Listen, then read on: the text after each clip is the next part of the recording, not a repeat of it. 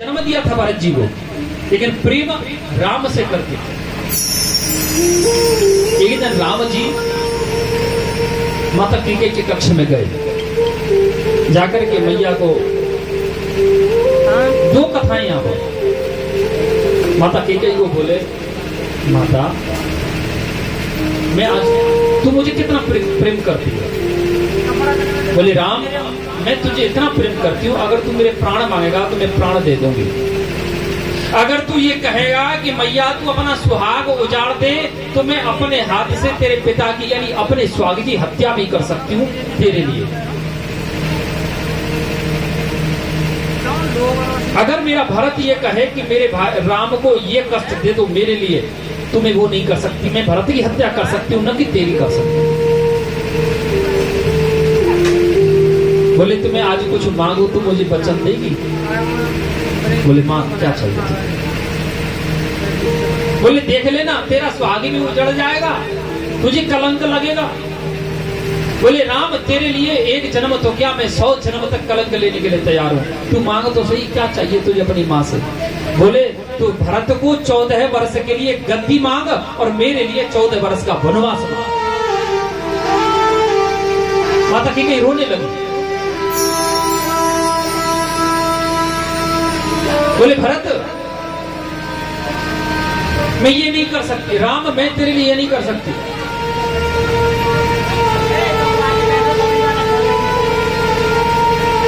मैं ये नहीं कर सकती। बोले मां तूने मुझे वचन दिया है, तुझे करना ही होगा।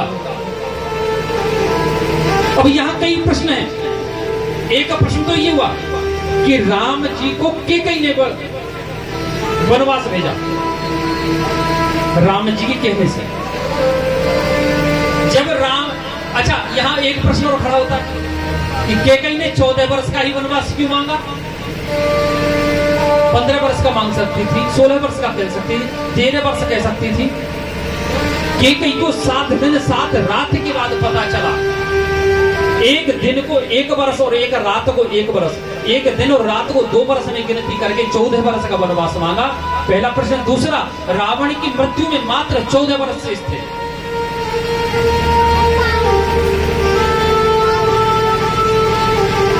तीसरा,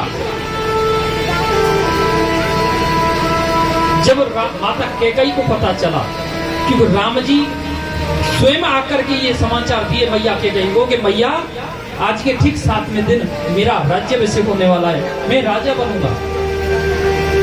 बोले राम तेरी तो मति मारी गई है, मति तेरे पिता की तो नष्ट हो गई, लेकिन हो तेरी भी गई है। बोले क्यों? बोले तू भले आदमी राम बनेगा तो राम बनकर के राजा जब बनेगा, तू राजा बनेगा तो पहनेगा तू क्या? बोले मैया तू कहनो का चाहे? बोले मैं कहना चाहती हूँ तेरा मुकुट जो अयोध्या की कीर्ति है ना, तेरा बाप गिरवी रख के आया है। बोले कहाँ? किसकिंदा नरेश बाली के घर।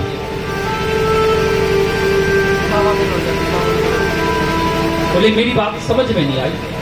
बोले एक समय की बात है पुत्र, मैं और तेरे पिता हमारा दशरथ,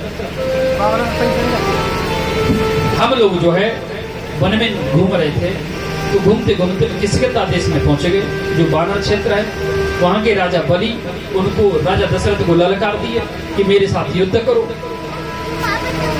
जब युद्ध का नंबर आया तो राजा बाली को वरदान था, वानर राज बाली को वरदान था कि जो उससे युद्ध करेगा उसकी आदि शक्ति उसमें चली जाएगी।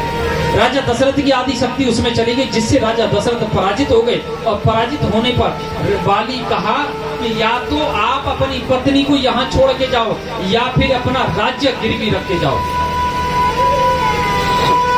पत्नी को छोड़ते तो अपनी कीर्ति होती, अपयश होता। अपना मुकुट लेकर के राजा बाली के घर गिरवी रख दिया। पहले तू जा अयोध्या को मुक्त कर, उसके बाद तू यहाँ आना। तब भगवान श्री राम वनवास गए। किसकिंदा पे आपने सुना होगा, कथा में देखा होगा रामायण में कि भगवान राम बाली का वध किए। और आपने देखा होगा कि बाली मरते मरते, अब आप दिमाग लगाओ, जिसने हमारी हत्या की हो उसी को हम अपनी बेटी पत्नी बेटा सबको दे के जाएंगे कि इनका ख्याल रखना नहीं। लेकिन राजा बलि क्या किया? बाली, महाराज बाली अंगद का हाथ पकड़ के भगवान श्री राम के हाथ में दिए, बोले प्रभु आप इसको अपना सेवक बना लो, आपके कार्य सफल कर देगा।